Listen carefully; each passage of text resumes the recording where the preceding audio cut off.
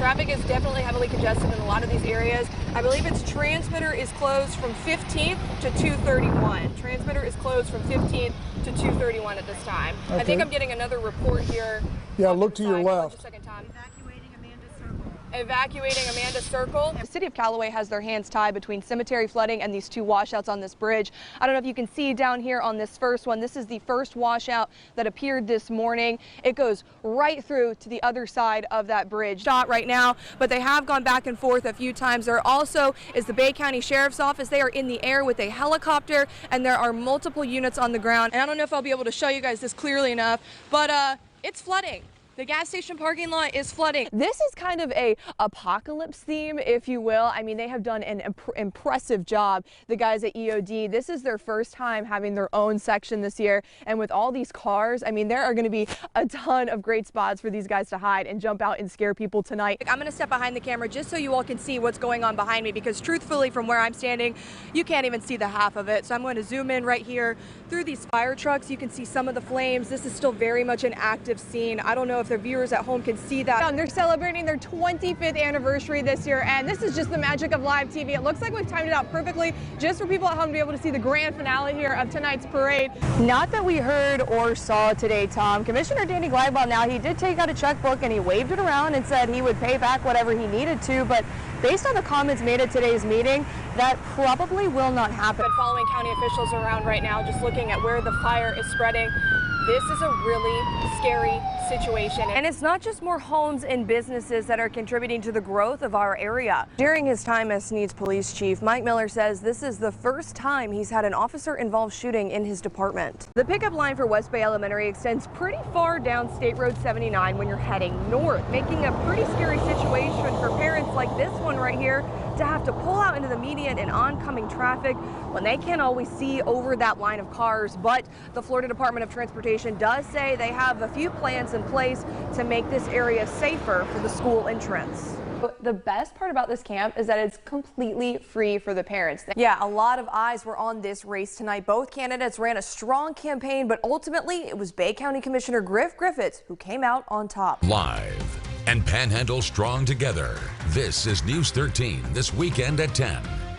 We start up tonight with an update on the Holmes County double homicide. Several agencies are working together on the investigation, and authorities announced an arrest early this morning. A massive python hunt is underway in the Everglades to remove Florida's invasive snakes. More than 800 competitors will be trudging through the Florida Glades for the next 8 days in search of invasive Burmese pythons that will bring in thousands of dollars in prize money. One set of Jackson County twins have a lot of things in common, like the same DNA and the love for our country. Well, another bus carrying migrants from Texas arrived in New York City this morning. This is the second bus in 3 days. At least 25 people have died in the catastrophic flooding in eastern Kentucky, and that number is likely to rise with so many people still unaccounted for.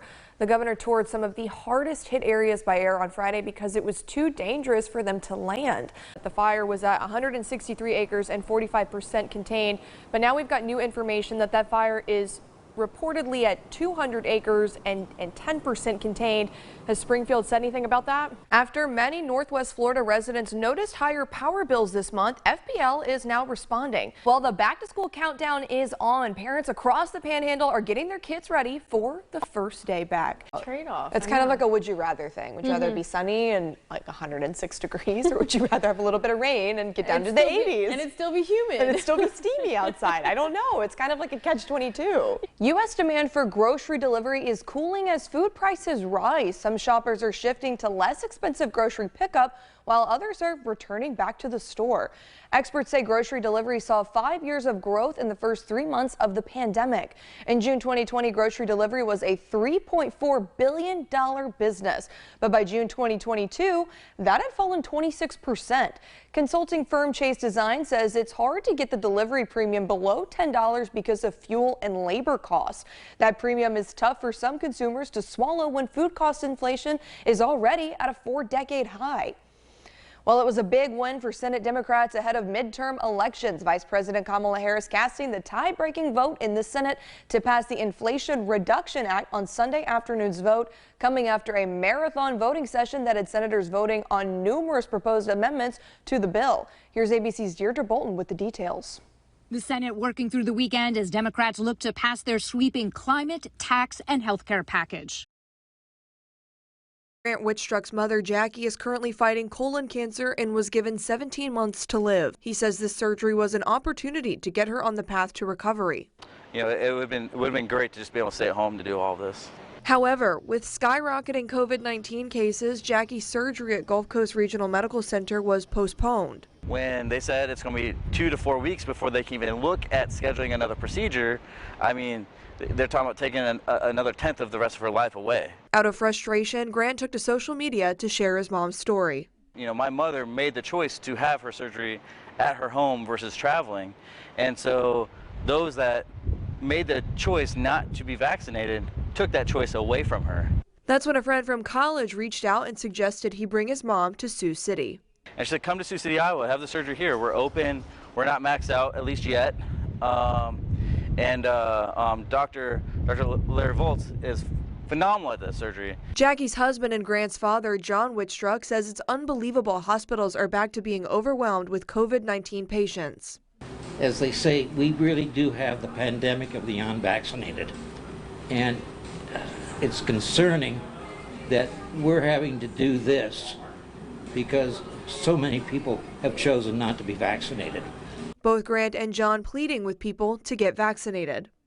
There's no reason that the hospitals are overflowing. I mean, like, you can go get a vaccine. You can get the Johnson one and done and be done with it. Grant says his mom's surgery was a success. After she recovers in Iowa, she'll come home for chemotherapy in a few weeks. Emily McLeod, News 13, Panhandle Strong. With the amount of aircraft out there, you have to be on your A game. For the next 2 weeks, 15 Navy and Air Force units are participating in the biannual exercise Checkered Flag. Doing a lot of air-to-air, both and a little bit of air-to-surface, but primarily air-to-air, working with Air Force assets along with a variety of Navy assets here. Checkered Flag Exercise Director Lieutenant Colonel Streak says it's an opportunity for the immediate response force to execute in case they have to deploy for a real-life situation. In doing so, these different units come together and can coordinate and actually be able to build and network these different areas to understand how each individual unit works. So when they actually come together, they can adjust how they operate in order to make the mission successful. Pilots involved in the exercise say Checkered Flag not only builds camaraderie, it also builds confidence. And if you're going to do something in another theater, you know, ultimately that's our job, is needing to, or being able to execute the mission, and coming here, training to that, and being able to have that confidence, it's something that you can keep in your hip pocket. Pilots say Tyndall is a great location for Checkered Flag because of the massive airspace with fewer restrictions. In Bay County, Emily McLeod, News 13, Panhandle Strong. Walton County commissioners owe taxpayers tens of thousands of dollars after this audit accuses all 5 commissioners that they misused their county cards for unallowed expenses.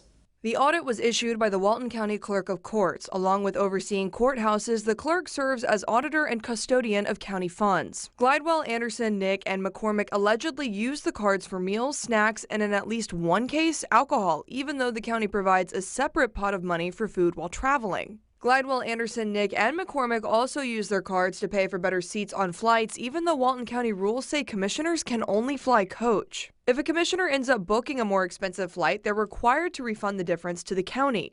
The audit says Glidewell owes the taxpayers about $1,368 for travel, Anderson owes $900, Nick owes $1,760, and McCormick owes $575. 2 other instances show Glidewell paid $361 for a hotel room at Renaissance Golf World. A memo said the room was canceled and the charge would be refunded, but no refund was ever issued according to the report.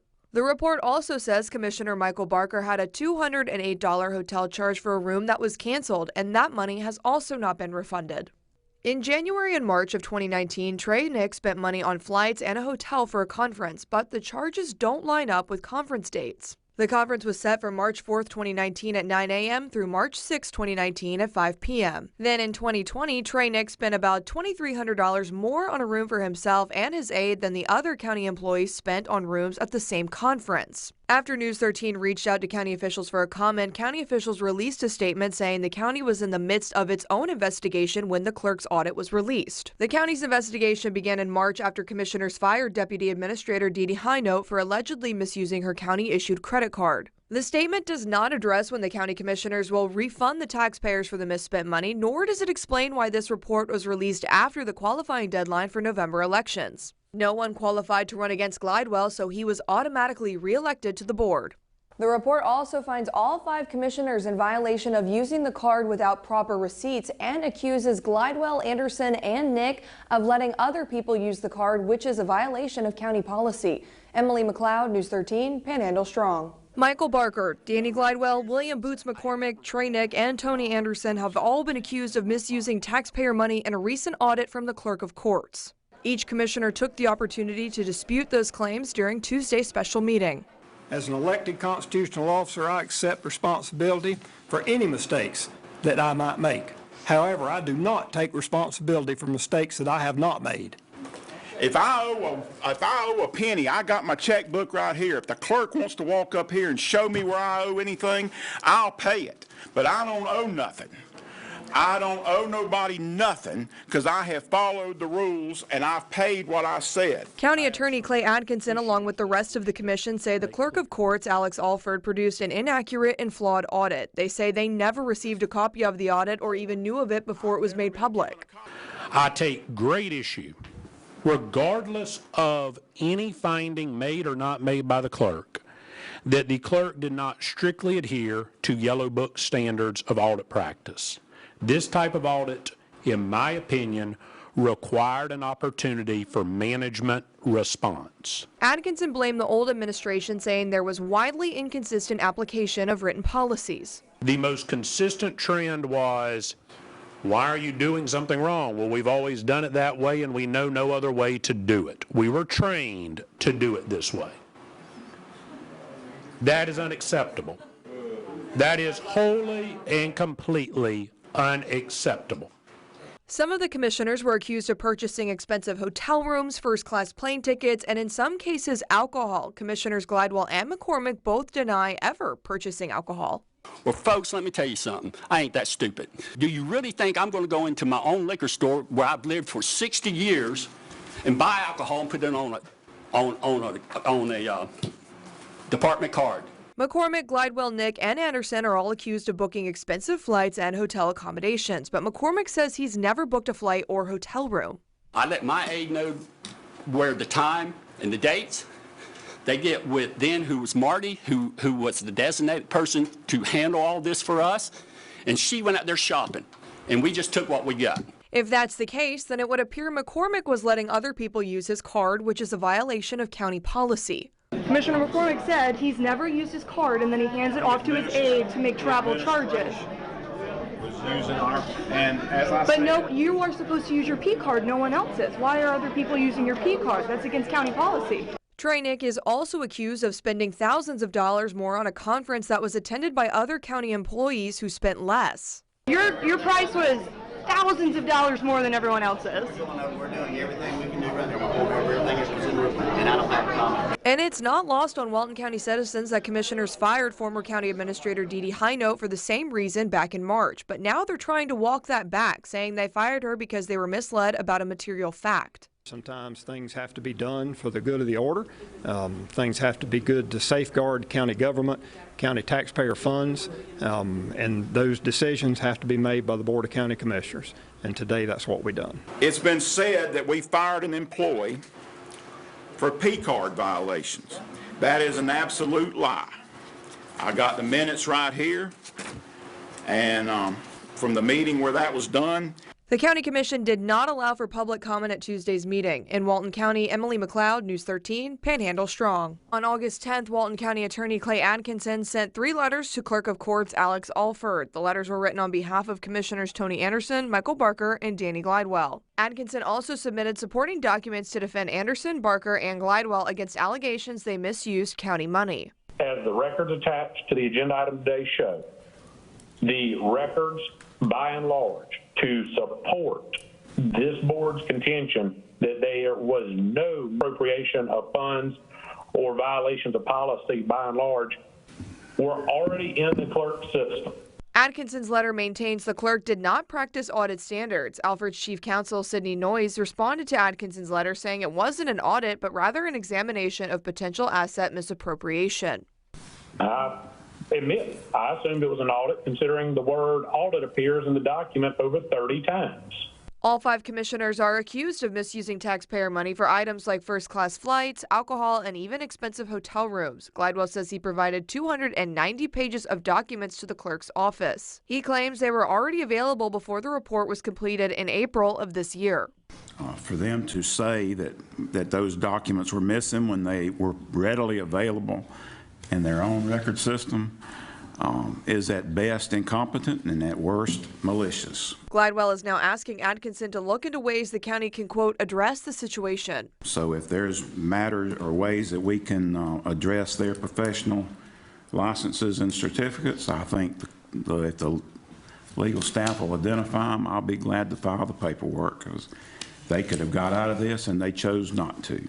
Atkinson says he is collecting the same documentation for Commissioners Trey Nick and William McCormick. In Walton County, Emily McLeod, News 13, Panhandle Strong. Back in May, the Walton County Commission passed a resolution giving commissioners the option to either receive a fixed monthly mileage allowance or be reimbursed for actual miles driven for county business. All 5 commissioners are currently receiving the monthly allowance, which is $1,157. The mileage policy is based on 1,852 miles a month multiplied by the U.S. General Services Administration's mileage rate, which is 62 cents a mile. It's unclear how the county arrived at the 1,852 mile number. Last Tuesday, County Attorney Clay Atkinson released hundreds of documents to dispel allegations against the County Commission for misspending taxpayer money. One of the documents was this reimbursement voucher for Commissioner Michael Barker. Back in March 2021, Barker traveled to Tallahassee for FAC Legislative Day on county business. The voucher shows his meals, mileage, lodging, and registration.